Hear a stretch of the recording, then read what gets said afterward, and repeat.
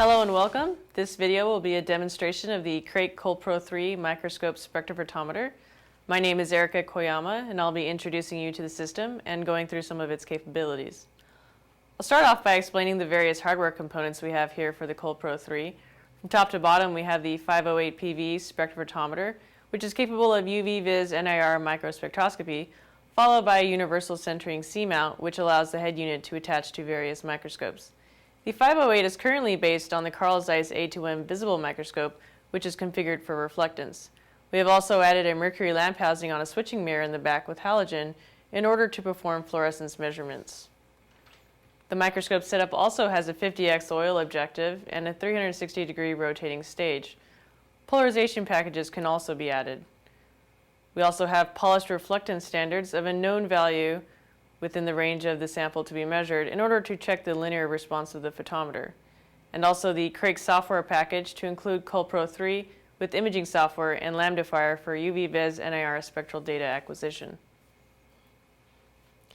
So as a startup procedure, it's important to let the system stabilize for about 30 minutes with halogen at an intensity fixed at 3200. In order to check the centration and alignment, I'll start with the 0.4 reflectance Spinel standard. I'll want to add a drop of oil to the standard for imaging. So as you can see here, I don't want to add too much oil. I'm just going to dip the applicator and let gravity release a drop of oil on it. Then I'll place it on the stage and focus.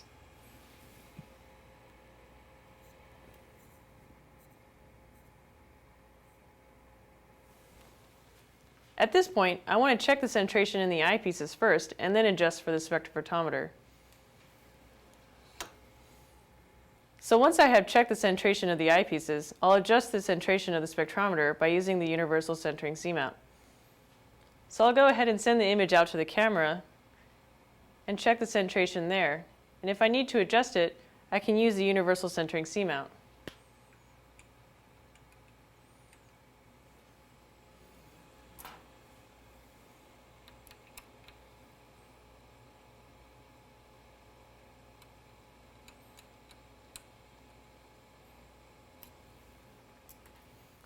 So by centering here, I can be sure that the sample is centered in the eyepieces as well as in the spectrophotometer.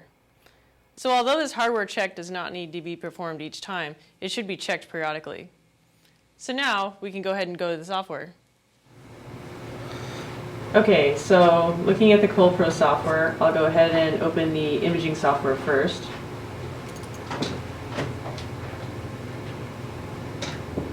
Alright, so that looks good. Go ahead and adjust the focus a little bit. Okay, now I'll go ahead and open CoalPro. Alright, so this is the main interface for CRAIC CoalPro III.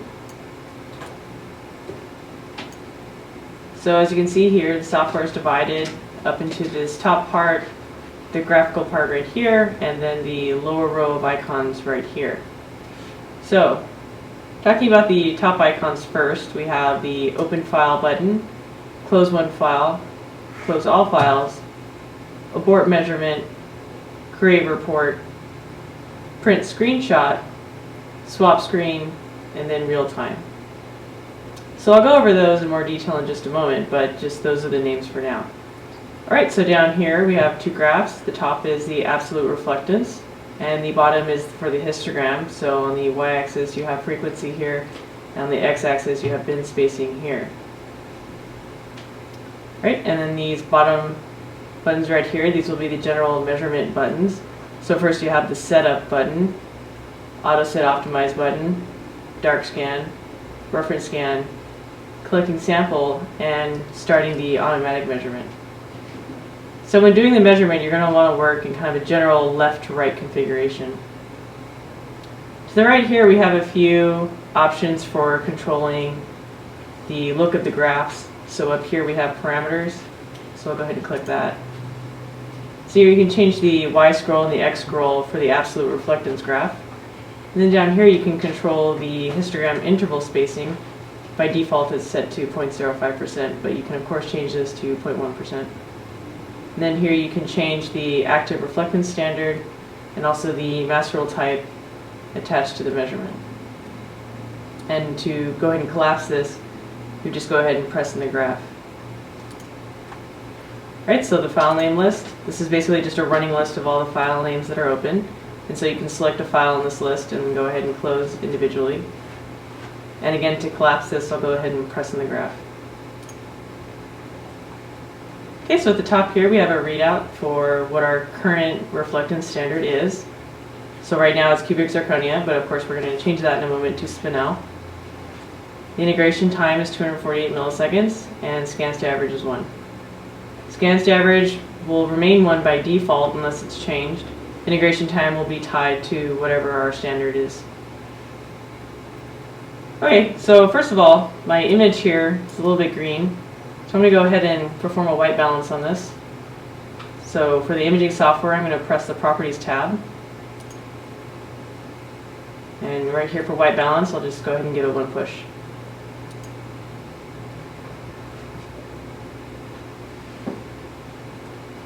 Alright, so that color looks a lot better here, so I'll go ahead and just close that.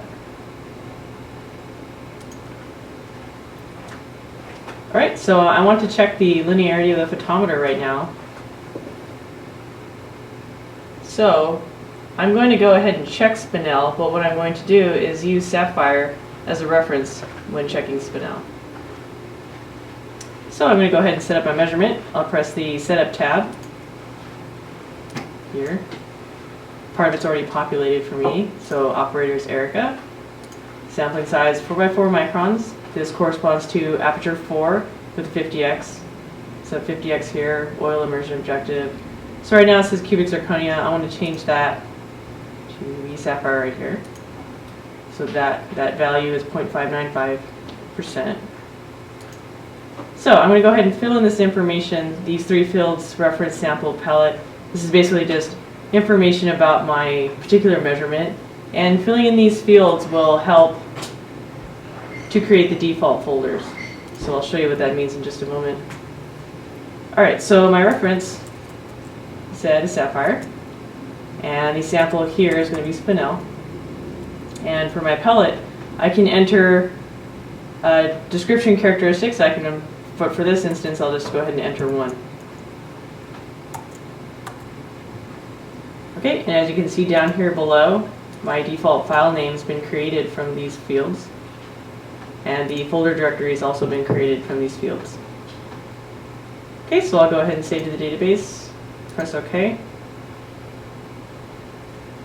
Alright, so now I'm ready to take a measurement. Alright, so I'll hit Auto Set Optimize, choosing the best integration time for the spectrometer. 248 milliseconds. That's pretty average for the standard. Go ahead and close that. Alright, so I'll go ahead and take a dark scan.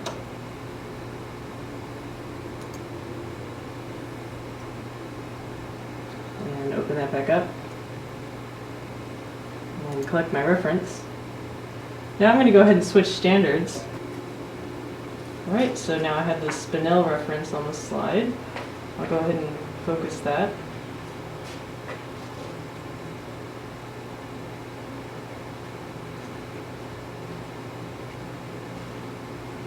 Okay. Go ahead and press Collect Sample.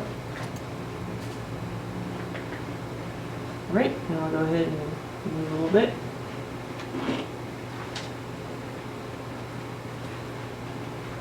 And collect a few more samples here.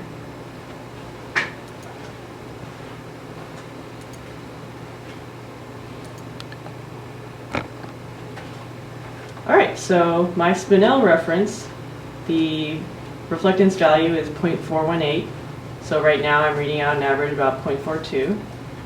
So we can say that the linearity of response for the system is good. So I'll go ahead and remove this.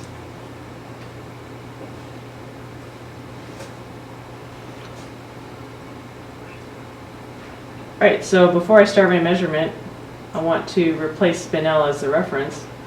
So I'll go ahead and close this information off the screen. Okay, so I want to change spinel as a reference, so I want to select the Setup tab again. Go ahead and select spinel from the drop-down list. I want to change this information now to spinel. I'll be measuring the pellet with vitrinite here in a moment, so I'll go ahead and just name this here. And pellet will remain 1, starting pellet will remain 1 as well. Okay, so I want to make sure that my folder directory is correct. So I want to make sure my folder directory is straight into the default folder name that is being derived from this information here.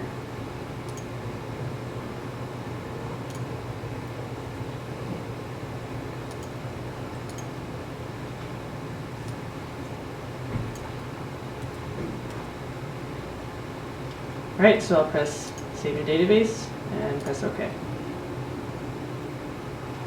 Right, so now I'm going to take another measurement with spinel as a reference.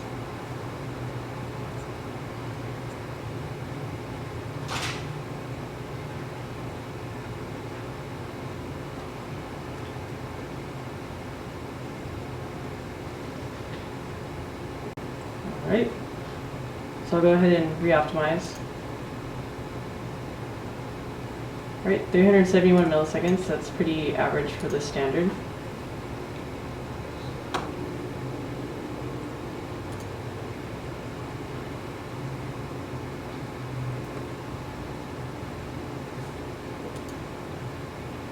Alright, so now I can go ahead and place my actual sample on the stage now that I have my reference set up.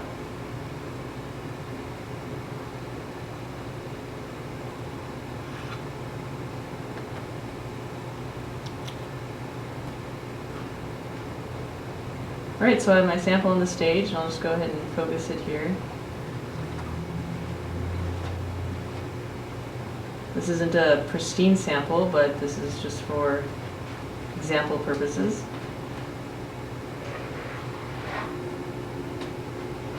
There's quite a bit of imperfection in the surface here.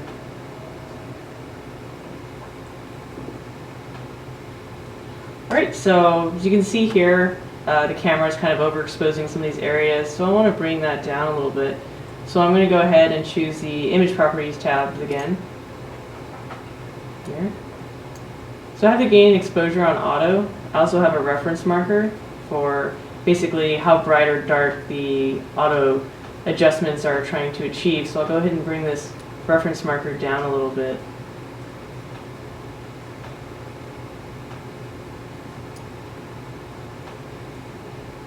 Alright, that looks good, so I'll go ahead and close this.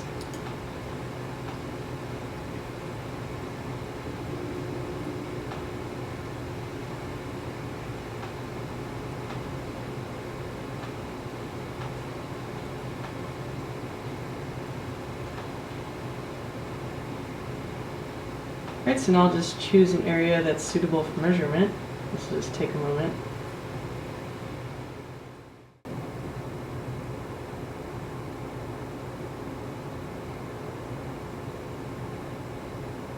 So I'll go ahead and press Final Report. My report will populate here. As you can see, the sample name is derived from the information I had set up in the Setup tab. So I can go ahead and enter sample ID here.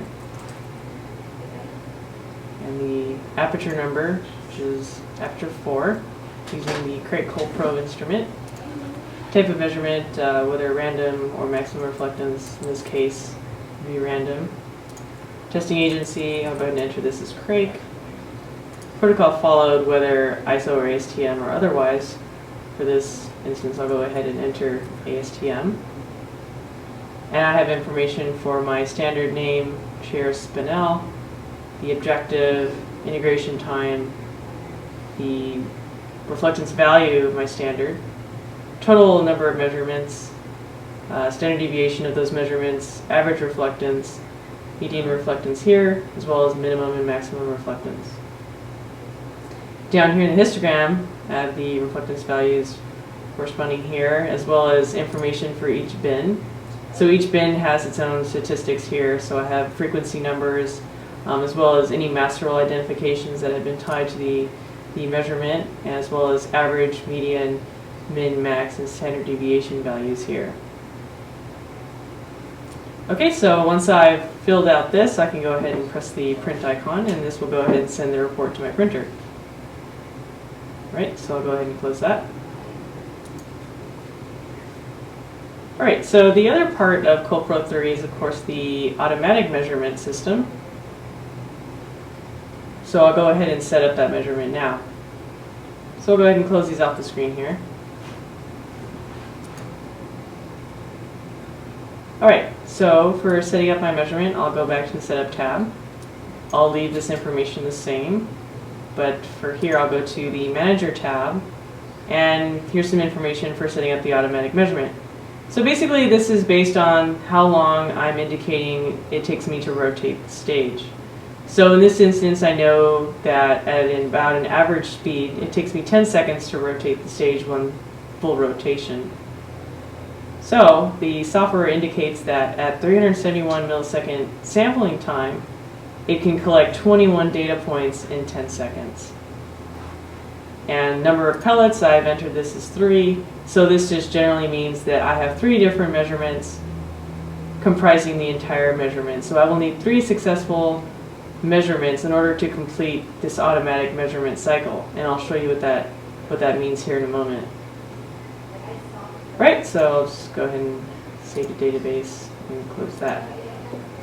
Alright, so since I've closed the files off the screen, I'll need to retake my darken reference. So I'll go ahead and put spinel back on the slide. Alright, so I'll go ahead and, again, working left to right, I'll press Auto Set Optimize. 371. Click my dark scan.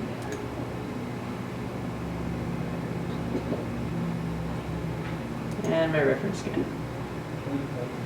Alright, so I'll go ahead and switch back to my sample. Alright, so I'll go ahead and find another suitable area for measurement.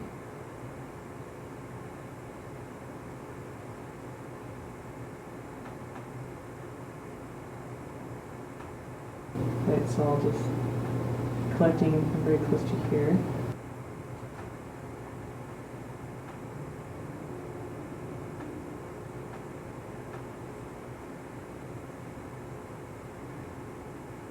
Okay, so once I'm ready to start the measurement, I'll go ahead and hit automatic here. Go ahead and it will start a timer, so this is counting down to the beginning of the measurement. Go ahead and wait for that. And the software will start collecting the measurement. So as you can see here, it's going to be collecting 21 data points. This one here, sample number is going to go up to 21 here. And another timer as it's ending. And so now one cycle has been completed. So at this point I need to accept or reject the measurement. If I accept the measurement, the software will begin on the next measurement. If I reject this measurement, the software will again start the next measurement. So the important thing to take away is that if I accept 3 times, then the cycle will be over. The entire cycle will be over. If I reject this measurement, I'll need to take 4 total measurements because I've rejected 1. So if I reject 1 measurement, ultimately the software needs 3 successful measurements to stop the cycle because I indicated that there were 3 pellets. So just as an example, I'll go ahead and say, no, I don't accept this measurement. So I'll go ahead and start on the next one. And we'll start populating here again in just a moment.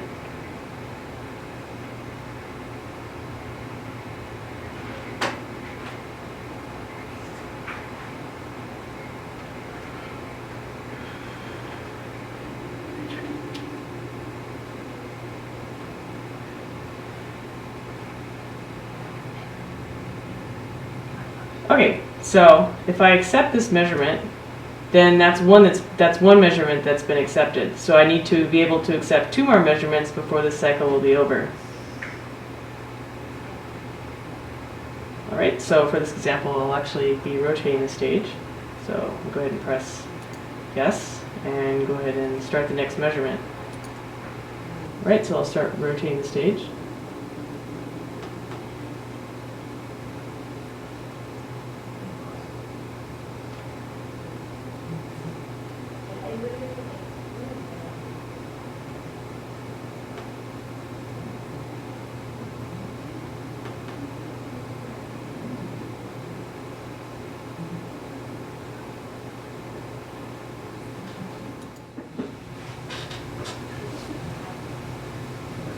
Alright, so I'll go ahead and reject this measurement here. Alright, so for this next measurement, I'll go ahead and actually rotate the stage while the measurement's going. So I'll go ahead and press next.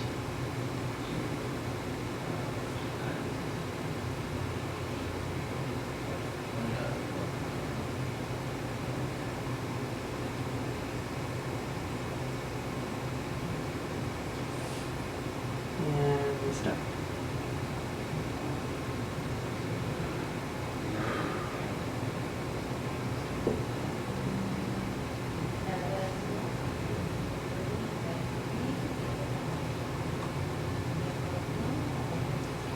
Alright, so I'll go ahead and accept this measurement here.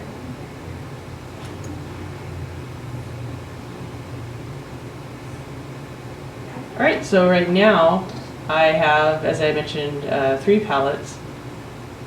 Right now the rejected count is 2 and the as of count is 4. So I've taken four cycles so far and I've rejected 2. So I've accepted 2, so I need to go ahead and accept 1 more to complete the measurement.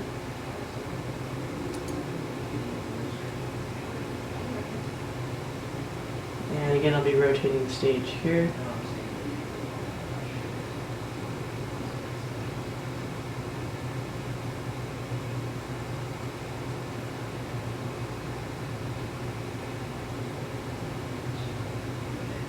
And completing the rotation. Alright, so I'll go ahead and accept this measurement.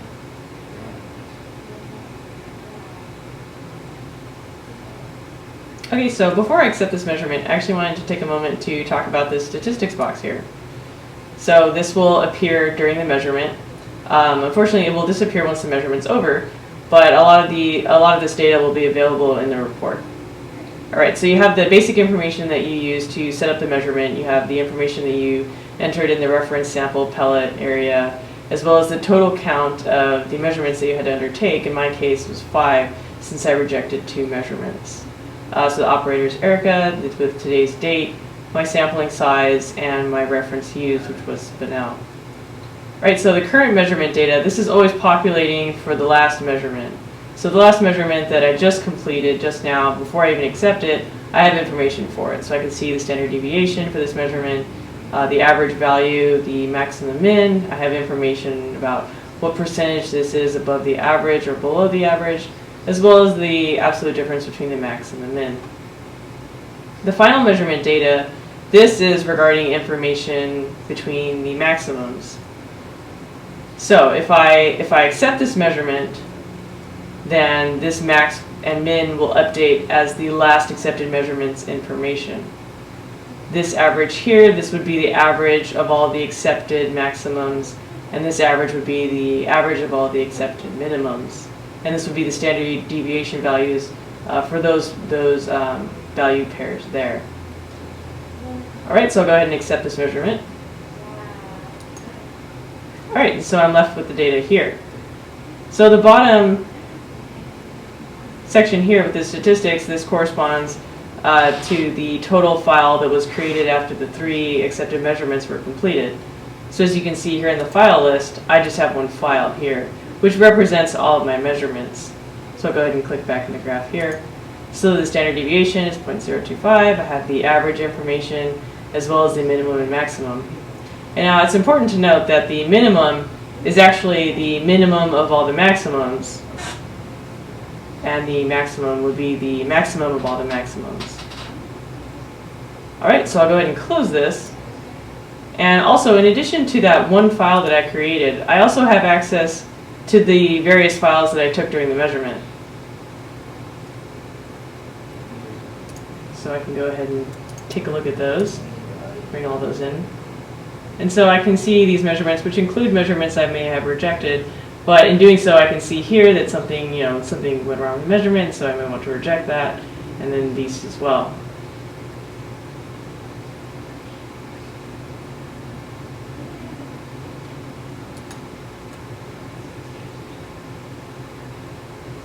Alright, so turning from the main interface, I wanted to talk about the imaging software for just a moment.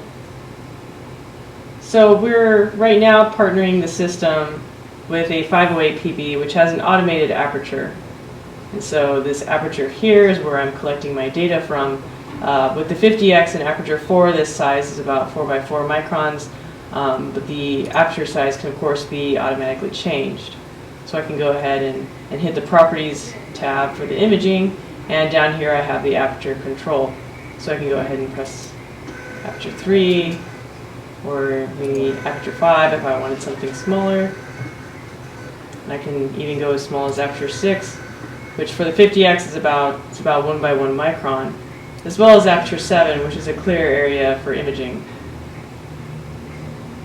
Alright, so I'll just go ahead and head back to aperture 4. Alright, so I'll go ahead and adjust the focus a little bit.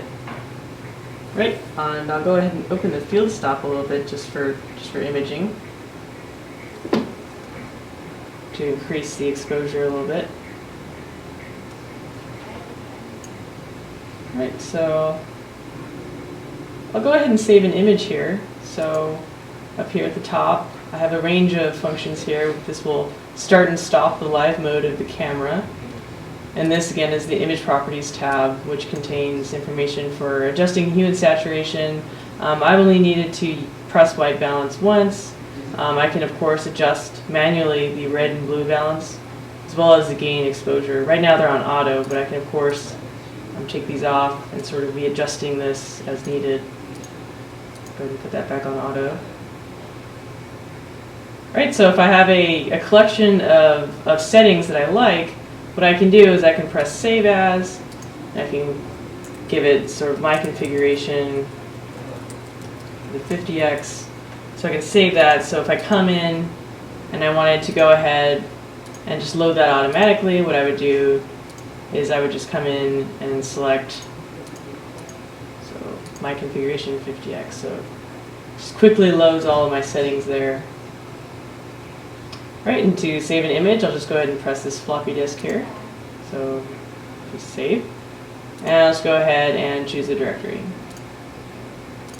So here, I'll just go ahead and put this image in here.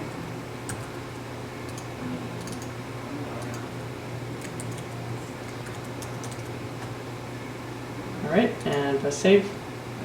Alright, so now that image is saved in the directory. So I can go ahead and navigate to it here. And so I'll be able to use this in any kind of report maybe that I might be preparing for this sample. So here's here. And of course you can use aperture 7, which is a clear aperture, for imaging in case you didn't want this aperture appearing here.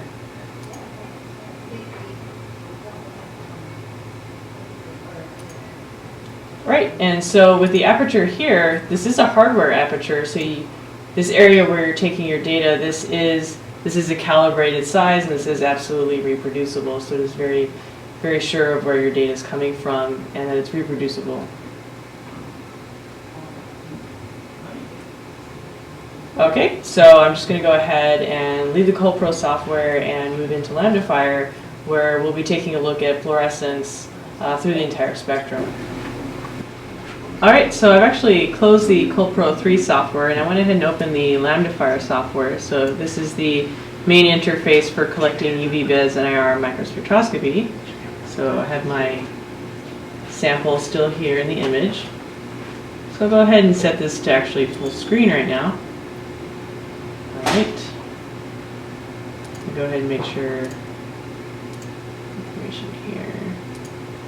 I want to add the 50x here. Alright. Let's go ahead and close that. Alright, so this is the main interface for LambdaFire. You see here we have the top row of icons here. We have the main spectrograph area. We have data collection buttons here along the bottom. And then we have the imaging software built into the main interface, along with the aperture control here. And then we have a file name list here. Alright, so for this instance, I want to go ahead and collect some fluorescence data from this sample here. So I'll go ahead and make sure I'm switched over to mercury lamp housing. Go ahead and check that. Right, and so I'll go ahead and engage the fluorescence cube. Here. Alright, so this is the 420 fluorescence cube. Let's go ahead and focus that a little bit.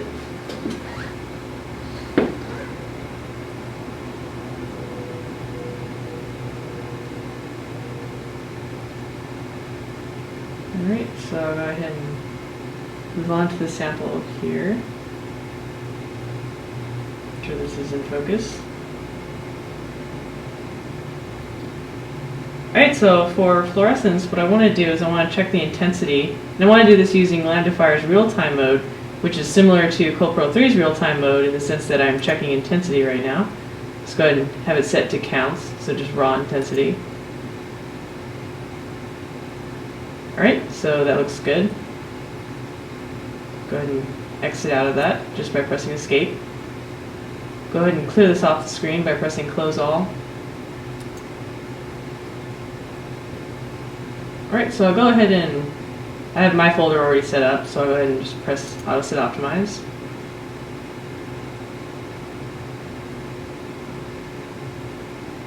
And 78, this is pretty good. And as you can see, I changed the aperture number to number 3. So this is in a sampling size of about 10 by 10 microns. I'm collecting fluorescence here and I'm doing it off a larger piece, so I think that I can use a larger aperture size here. Alright, so I'll go ahead and click darken reference. And for fluorescence, I don't need the reference scan, but it's a one-button software, so I'll have to collect both the dark and the reference. However, the reference will not be used in the final calculation.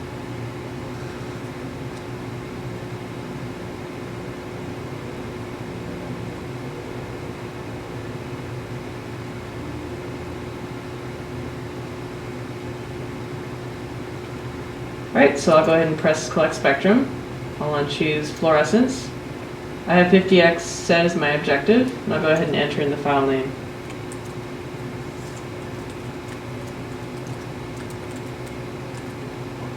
Alright, so at this point I can scan and take image, or cancel.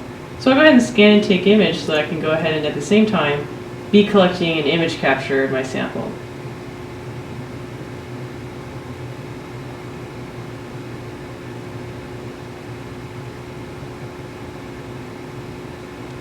Alright, go ahead and click another sample. Alright, so I'll check my folder directory real quick. Alright, I'll go ahead and point this back out to my folder for CoalPro. Just go ahead and press select current directory, press save. I want to choose just a couple more areas for measurement.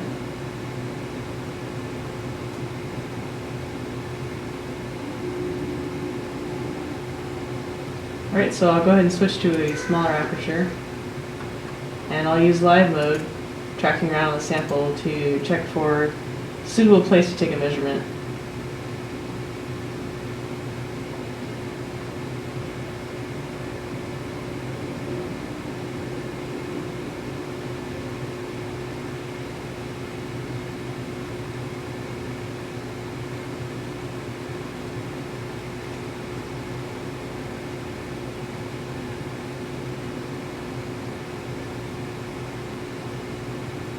Alright, so I'll press escape and go ahead and check auto set optimize.